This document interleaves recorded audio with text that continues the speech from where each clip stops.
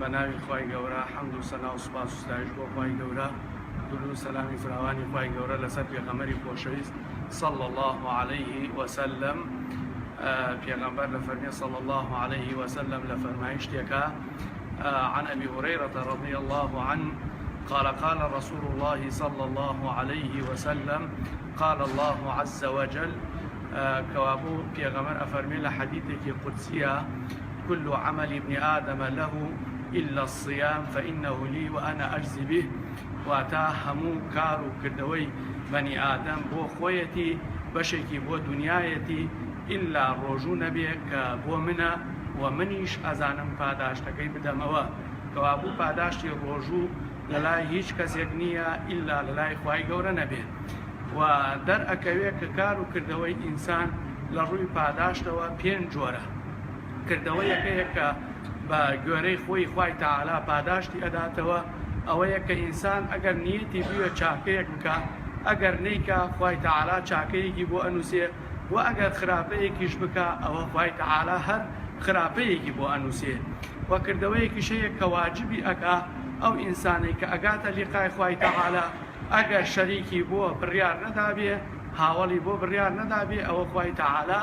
بەهشتی لەسەر واجبەکە، و ئەگەر شەریکیشی بۆ قەرار دابێ ئەوە ئاگری جەهەنمی بۆ واجبەکە خوای تەعالا پەنامان بدە.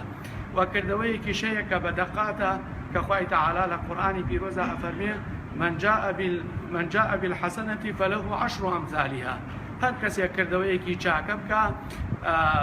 بە دەقات خوای تەعالا پاداشتی ئەداتەوە. و کردەوەیەکی شەیە کە 700 قات خوای تەعالا پاداشتی ئەداتەوە کە لە ئاەتێکی سوورەتی بەقەرە ئاماژەی پێکا خوای تەعالا ئەفەرمێ والذين ينفقون في سبيل الله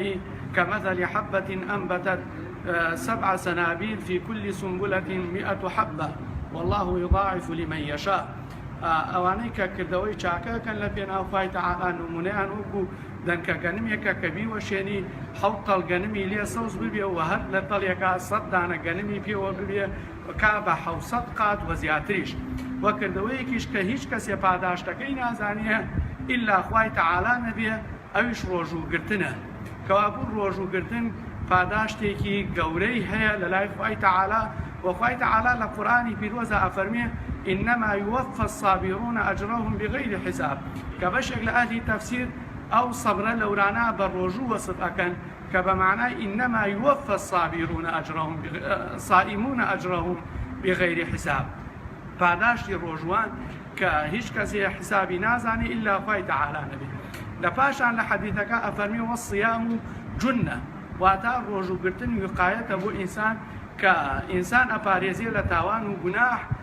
کە مەقسەدێکی گەورەیە لە شەریعەتی ئیسلامە کە ئەوانەی کە مکەلەفن هەر کار و کردەوە ئەعمالێکەکەن مەقسەد تایە تەقوایە، چی لە ڕووی زەکاتەوە، چی لە ڕووی حەجەوە، چی لە ڕووی ڕۆژووەوە، چی لە ڕووی نوێژەوە، و باقی ئەعمالەکان کە تەقوا ڕەبتە پێیەوە. لە پاشان ئەفەرمێ لەو حەدیثە قودسیەدا فإذا كان يوم صوم أحدكم فلا يرفث ولا يصخب. هەر یەکێ لە ئێوەی ئەو ڕۆژەی کە بە ڕۆژوو ئەبێ بە دەمی خۆی بگرێ لە قسەی هیچ و خراپ و ئەوانە، و لە پاشان دامێنیشی بپارێزێ و نابێ بچێتە لای خێزانیەوە. فإن شاتمه أحد أو سابه أحد أو قاتله فليقل إني امرؤ الصائم مرتين. هەر یەکێک ئەگەر شەڕی لەگەڵ کرد یاخۆ گوێنێکی پێدا بە ئەم لە وەڵامە پێی بڵێ من بە ڕۆژوم، کەمە ئەخلاق و ئاکار و تربیەتی ڕۆژوانمان بۆ ڕوونەکاتەوە کە ئەو کەسانی ڕۆژوو ئەگرن ئەبێ ئاکار و ڕەوشتیان چۆن بێ. لە پاشان پێغەمبەر صلی الله عليه وسلم لەم حەدیثە قودسیە ئەو ناخۆشیە دەرەخا کە لە لای ئینسانەکان ناخۆشە، بەڵام لە لای خوای تەعالا پلەپایەیەکی فەرزی هەیە کە فەرمێ والذي نفس محمد بيده لخلف فم الصائم أطيب عند الله من ريح المسك. دەمی ڕۆژوان کە بێنی تێ ڕۆژوو ئەگرێ و خواردن ناخوا جۆرێک لە بێنی تێ کە ئینسانەکان پێیان ناخۆشە کاتی ئەو بۆنە هەناسە هەڵەمەژن، بەڵام لە لای خوای تەعالا لە ڕیحی مسک بۆنی خۆشترە لە قیامەتە. لە هەمانە هەمووی خۆشتر، هەموو کەسێک هەست ئەکا خۆشیەکی بوێ كلوشا بو إما ديارك في غمر فرمي صلى الله عليه وسلم وللصائم فرحتان يفرحهما يعني همو كسي حزكا خوشي ببيني وبور روجوانيش دو خوشي هيا دو خوشيان وهي إذا أفطر فرح بفطره كاتيك إوارا روجوان كاتي الروجو أشكينن چەند خۆشە لەبان سفرەدا ئەنشن بە جەماعی و ڕۆژوەکەیان ئەشکێنن هەستەکەن دڵیان ئیسراحەت ئەکا لەوەی کە ڕۆژویان گردووە ئەو ڕۆژە بەڕاستی خۆشیەکی ئیمانیە لە دڵی ئیماندارانە خەڵکی بە زۆر شتی تر خۆشیەکان بەڵام لەو خۆشیانە لەزەت نابینێ بەڵام هەر کاتێک کە ئێوارە ڕۆژوو ئەشکێنێ دڵی بەوە خۆشە کەوا ڕۆژووی گردووە وإذا لقي ربه فرح بصومه ولا قيامتي شاك أقاتا لقاي خواي تعالى بي خوشك روجوي قردوه يعني أقربين بنمونيكي دنياي باسي بكين چەند خۆشەکاتێک داوای شتێکەکەن داوای مەرجێکەکەن کە تۆ ئەو مەرجەتە تیابێت